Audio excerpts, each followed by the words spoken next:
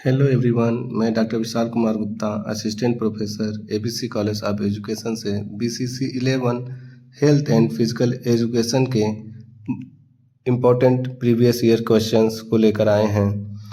तो सबसे पहले हम 2023 के प्रश्न पत्र के प्रारूप के बारे में समझने का प्रयास करेंगे। 2023 में प्रश्न पत्र का जो पैटर्न था, यह 3 section A B C very short long type questions में बटा हुआ था। सेक्शन ए अति लघु उत्तरी के कुल 5 प्रश्न करने होते हैं। प्रत्येक प्रश्न 2 मार्क्स के होते हैं तथा सेक्शन बी लघु उत्तरी शार्ट टाइप से कुल 4 प्रश्नों से 2 प्रश्न करने होते हैं, जो 5-5 प्रश्न मार्क्स के होते हैं। और लॉन्ग टाइप क्वेश्चन में भी कुल 4 प्रश्न आते हैं, जिनमें 2 प्रश्नों के उत्तर लिखने होते हैं, जो कि 10-10 मार्क्स के होते हैं। टोटल मार्क्स 40 होते हैं, जिसमें 18 मार्क्स पासिंग मार्क्स होते हैं। तो चलिए अब हम शुरुआत करते हैं। Section a very short questions. Question number 1 का क्वेश्चन नंबर ए में मेजर ध्यानचंद के बारे में पूछा गया है, जिन्हें हम हॉकी का जादूगर भी कहते हैं। इन्हीं के जन्म दिवस के अवसर पर प्रत्येक वर्ष 29 अगस्त को राष्ट्रीय खेल दिवस मनाया जाता है। तो मेजर ध्यानचंद के बारे में हमें वर्णन करने हैं। दूसरा है शारीरिक शिक्षा को परिभाषित कीजिए। इसके बारे में तो आप लोग को लिखवाया गया है, क्लास में पढ़ाया भी गया था। Question number see any 2 objectives eight physical education. शारीरिक शिक्षा के 2 उद्देश्य बताइए। अब जैसा कि शारीरिक शिक्षा के तो कई उद्देश्य होते हैं, जिसमें आप लिख सकते हैं कि शारीरिक विकास, मानसिक विकास, स्वास्थ्य के प्रति जागरूकता, इन सारी चीज़ों को लिखा जा सकता है। आगे है क्वेश्चन नंबर डी WHO के बारे में लिखना है। वर्ल्ड हेल्थ ऑर्गेनाइजेशन, यह एक संयुक्त राज्य की एजेंसी है। इसका स्थापना 1948 में जिनेवा स्विट्जरलैंड में हुआ था। यह अंतर्राष्ट्रीय सार्वजनिक स्वास्थ्य के बारे में जागरूकता और कार्यक्रमों के क्रियान्वयन के लिए जिम्मेदार होती है। क्वेश्चन नंबर ई प्रतिपुष्टि के प्रकार।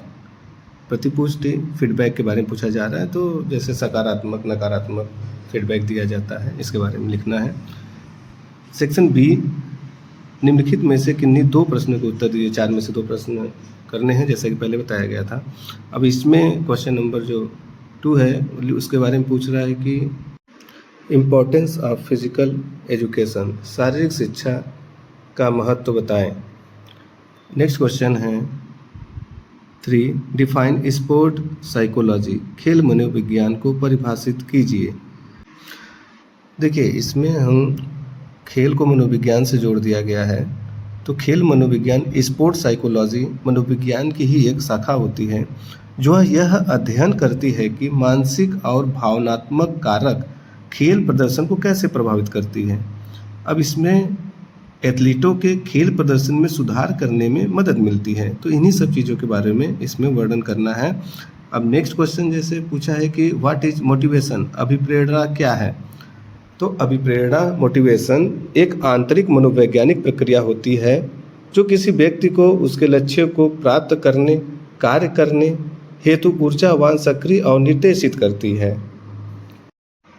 आगे क्वेश्चन नंबर 5 में पूछा गया है कि teachers role in all round development of the student, विद्यार्थी के सर्वांगीण विकास में अध्यापकों की भूमिका, इस पर चर्चा करना है। नेक्स्ट क्वेश्चन सेक्शन सी, जिसमें हमें लॉन्ग आंसर टाइप लिखना है। निम्नलिखित में से किन्हीं 2 प्रश्नों के उत्तर दीजिए। तो क्वेश्चन नंबर 6 है भारतीय विद्यालयों में स्वास्थ्य शिक्षा क्यों आवश्यक है। Why health education is necessary in Indian school, इसके बारे में वर्णन करना है। आगे देखिए question number 7 what should be the role of mass media in extension of physical education, शारीरिक शिक्षा के प्रचार प्रसार में जनसंचार माध्यमों की क्या भूमिका होती है।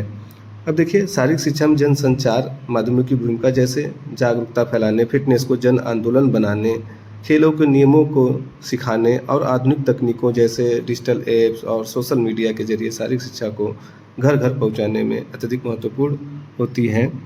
इस तरह से इसका व्याख्या करते हुए हमें लिखना है। नेक्स्ट क्वेश्चन है कि discuss the quality of a good teacher in yoga education. योग शिक्षक के एक अच्छे शिक्षक के गुणों की व्याख्या कीजिए। एक अच्छा योग शिक्षक में केवल आसनों का ज्ञान होना ही नहीं पर्याप्त होता है, उन्हें शारीरिक और मानसिक रूप से स्वस्थ, धैर्यवान और अपने छात्रों के प्रति सहानुभूति रखने वाला होना चाहिए।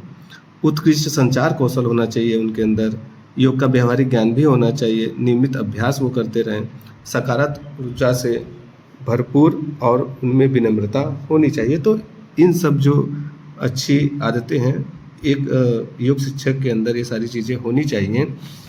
नेक्स्ट क्वेश्चन, बालकों में विभिन्न प्रकार की अक्षमता को वर्गीकृत कीजिए। Classify the different types of impairment in children.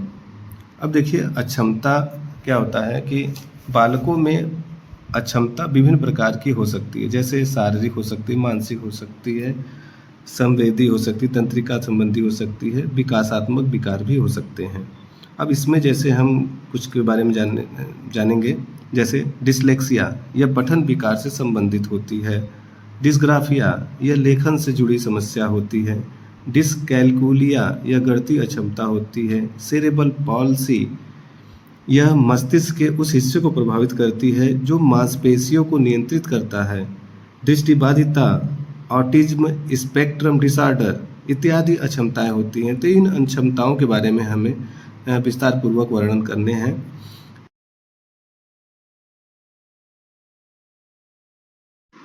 Question number 10, दिव्यांगों की शिक्षा में शिक्षक एवं समुदाय के योगदान की समीक्षा कीजिए। Explain the contribution of teachers and community in educating the children who is an दिव्यांग वन। अब आगे हम 2024 के प्रश्न पत्र के बारे में समझने का प्रयास करेंगे कि उनमें कौन कौन से क्वेश्चन किस तरह से पूछे गए हैं।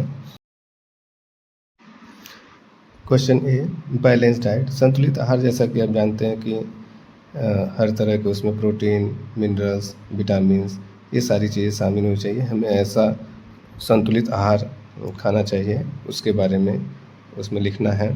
दूसरा बी, क्रिकेट मैच के बारे में, उसके नियमों, उस प्लेयर्स के बारे में इसमें लिखना है। सेक्शन इसमें सी, ध्यान मेडिटेशन के बारे में लिखना है। आगे बताया गया था आप लोगों को।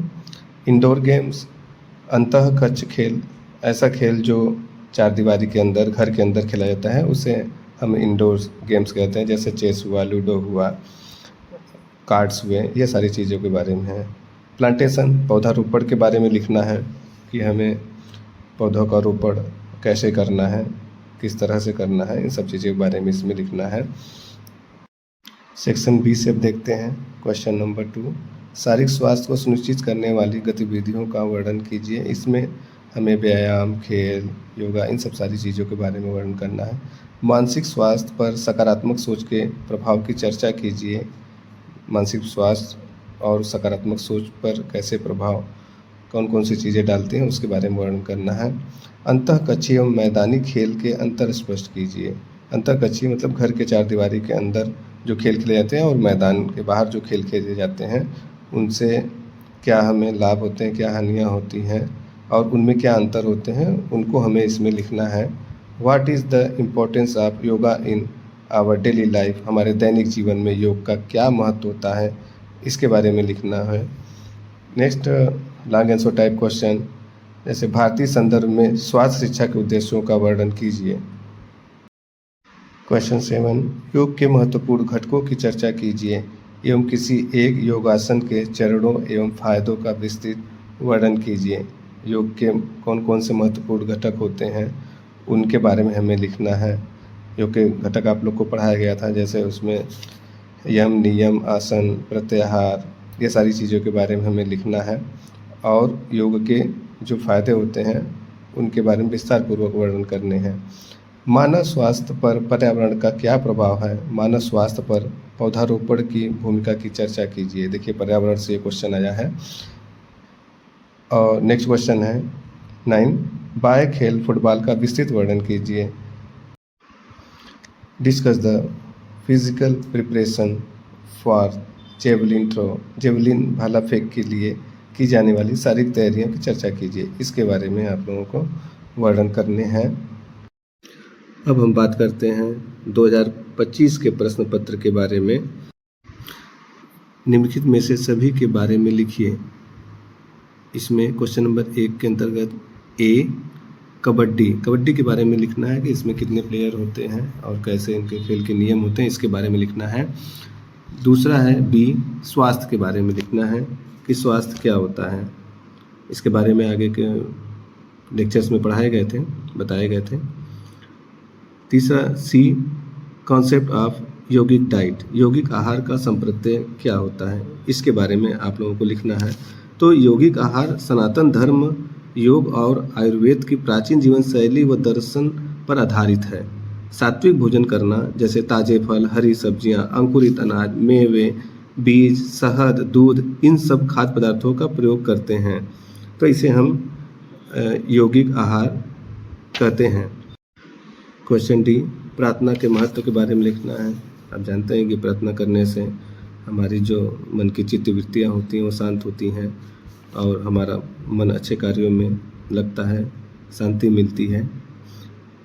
अगला है क्वेश्चन ई बाह्य कक्ष खेल, आउटडोर गेम्स के बारे में लिखना है। जैसे कि घर के बाहर जो भी गेम्स खेले जाते हैं जैसे क्रिकेट, बास्केटबॉल, कबड्डी, ये सारी चीज़ें घर के बाहर खेलने जाते हैं, उसके बारे में हमें वर्णन करना है।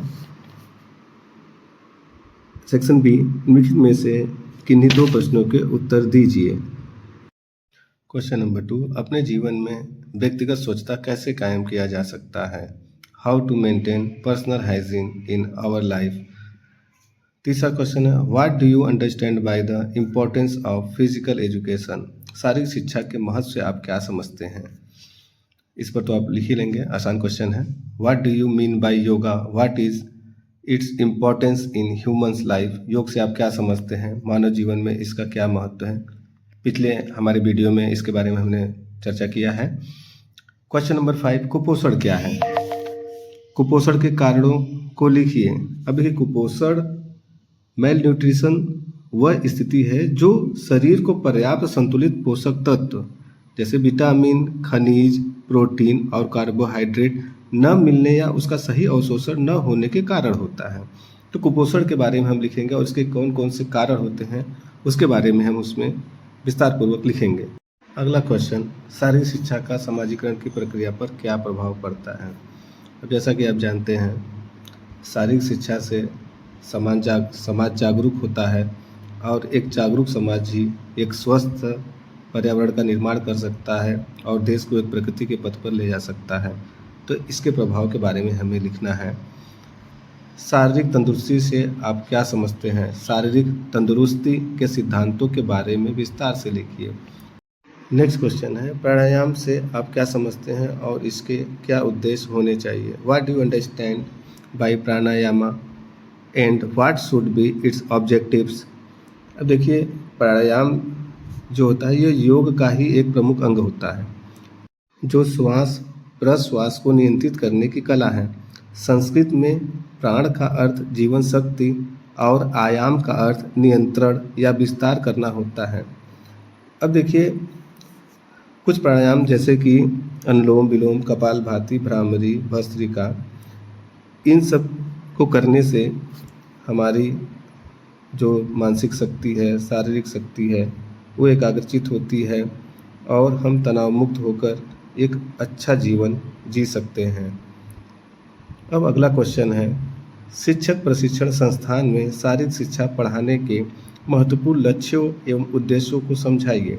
देखिए टीचर्स ट्रेनिंग इंस्टीट्यूट में शारीरिक शिक्षा का मुख्य लक्ष्य भावी शिक्षकों को छात्रों के सर्वांगीण विकास जैसे शारीरिक, मानसिक, भावनात्मक और सामाजिक के लिए सक्षम बनाना होता है।